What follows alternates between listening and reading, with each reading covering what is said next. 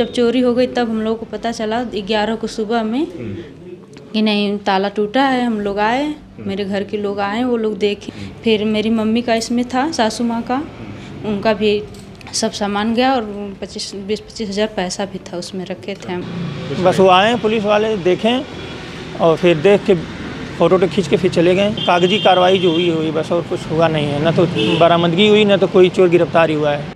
खबर आजमगढ़ जिले से है, जहां सिदारी थाना क्षेत्र के 82 ग्राम सभा में बीते 10 जनवरी की रात चोरों ने उत्पात मचाते हुए एक घर में जमकर चोरी की। इस भयंकर चोरी में 10 से 12 लाख का नुकसान हुआ है, जिसमें हार, नथिया, मांग टीका, चैन, अंगूठी, लॉकेट, झुमका, सोने की चूड़ी इत्यादि की चोरी हुई है। बता दें कि चोरी की घटना को लगभग 1.5 महीना बीत चुका है, लेकिन पुलिस के हाथ अभी भी खाली हैं। पीड़ित थाने का चक्कर मारते हैं और उनके हाथ सिर्फ आश्वासन आता है। थाने से लेकर अब तक पुलिस कप्तान से भी पीड़ितों ने गुहार लगाई, लेकिन पुलिस के हाथ अभी भी चोरों से दूर हैं। वैसे तो आजमगढ़ पुलिस बड़े बड़े अपराधियों, माफियाओं के सफाई के लिए प्रदेश सरकार की मंशा के हिसाब से ज़बरदस्त अभियान चलाती है, लेकिन ये चोर पूरे ज़िले में पुलिस के गुडवर्क पर पलीता लगा देते हैं। उसकी वजह है कि जिले भर में चोरियां तो खूब हुई, लेकिन उसके अनुपात में चोरों की धरपकड़ और चोरी का पर्दाफाश कम ही देखने को मिलता है। जब हमने घर के मालिक कृष्ण प्रसाद यादव पुत्र दिलराम यादव से पूछा तो उन्होंने बताया कि मेरी पत्नी का नाम प्रतिभा यादव है। उनके कमरे में उनके साथ ही मेरी मां ललिता देवी, जिनकी उम्र 58 वर्ष है। पत्नी के साथ साथ उनका भी गहना चोर उठा ले गए, क्योंकि मेरी मां के गहने मेरे पत्नी के कमरे में ही थे। यहां तक कि मेरे 10 महीने के बेटे अखिल के भी कुछ गहनों को चोर उठा ले गए। उन्होंने बताया कि हम एक कार्यक्रम में शामिल होने के लिए गांव वाले घर चले गए थे। चोर सर्द रात में आए और घर का ताला तोड़कर, अलमारी का लाकर तोड़कर घर में चोरी की घटना को अंजाम दिया। कृष्ण प्रसाद यादव एक सीसीटीवी फुटेज दिखाते हैं, जिसमें 9 जनवरी को एक गाड़ी से कुछ चोर लाइट्स वगैरह की चोरी करते दिख रहे थे, जिसके आधार पर कृष्ण यादव को लगता है कि पहले उनके घर की चोरों ने रेकी की और फिर चोरी की घटना को अंजाम दिया। खैर, पीड़ित के दावों में कितनी सच्चाई है, ये तो पुलिस की जांच में सामने आएगा। वहीं कृष्ण प्रसाद यादव की पत्नी प्रतिभा यादव ने कहा कि उन्हें पुलिस प्रशासन पर भरोसा है, पुलिस चोरों को जरूर पकड़ेगी और उनके गहने भी वापस जरूर मिलेंगे। 10 जनवरी को हुई थी, 10 जनवरी 2024। 3 तारीख को हम लोग घर गए, छुट्टी था तो स्कूल का। घर गए हम लोग 3 तारीख को, सब ताला मार के यहाँ गए थे। फिर 9 तारीख को पता चला, मतलब जब चोरी हो गई तब हम लोग को पता चला 11 को सुबह में कि नहीं ताला टूटा है। हम लोग आए, मेरे घर के लोग आए, वो लोग देखें। तो आपके भी कमरे का ताला टूटा था? जी, वो लोग ताला टूटा नहीं था, वो लोग चाबी लेकर खोले थे। चाबी यहीं रखी थी अलमारी पे, चाबी ले जाकर वो लोग खोले थे। क्या क्या नुकसान हुआ? सर, मेरे मायके का भी गहना ज्वेलरी था, मेरे ससुराल का जो चढ़ा हुआ था डाल उल पे वो सब था, मेरे बाबू है उसका भी था और मेरे हस्बैंड का भी मायके से जो मिला था वो भी था।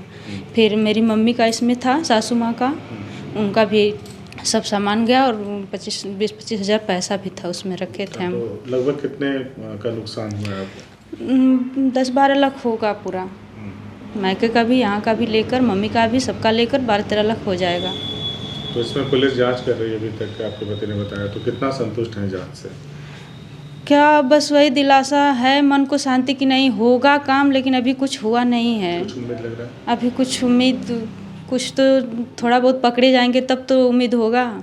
अभी कुछ पता नहीं चला कहीं भी कि नहीं लोग पकड़े हैं कि नहीं पकड़े हैं, क्या कर रही है प्रशासन।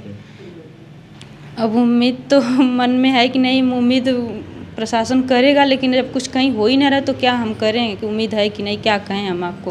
क्या गुहार लगाएंगे प्रशासन से ताकि चोर पकड़े जाएं और आपका सामान वापस आ? पकड़े भी जाएं, मेरा मिल जाए। नहीं पकड़े जाएंगे तो आज मेरा गया है, कल बहुत लोगों का जा भी रहा है, इसी तरह बहुत लोगों का चोरी हो रहा है। और पकड़े जाएंगे तो बच भी जाएंगे सब लोग और मेरा भी मिल जाएगा, मेरा मिल भी जाए और पकड़े भी जाएं उन लोग। हम लोग 3 जनवरी को छुट्टी थी स्कूल की हमारे, तो हम लोग घर चले गए थे। शाहबाजपुर यहाँ से 2 किलोमीटर है गांव में, और आते जाते रहते हैं दिन में। लेकिन अब 10 तारीख की रात को चोरी हुई, मैंने ये ताला तोड़कर गए थे अंदर और सब सामान वहाँ से अलमारी तोड़कर गहना वाना सब ले चले गए। चोरी की सूचना कैसे मिली? आए थे पढ़ने, ये आते हैं, मित्र हैं, घर गांव के ही हमारे हैं, आते हैं तो पढ़ने आते हैं, सीधी लाइब्रेरी है, वही देखें कि ताला, ये गेट खुला हुआ था, तो हमको फ़ोन किए तो हम आए हम लोग।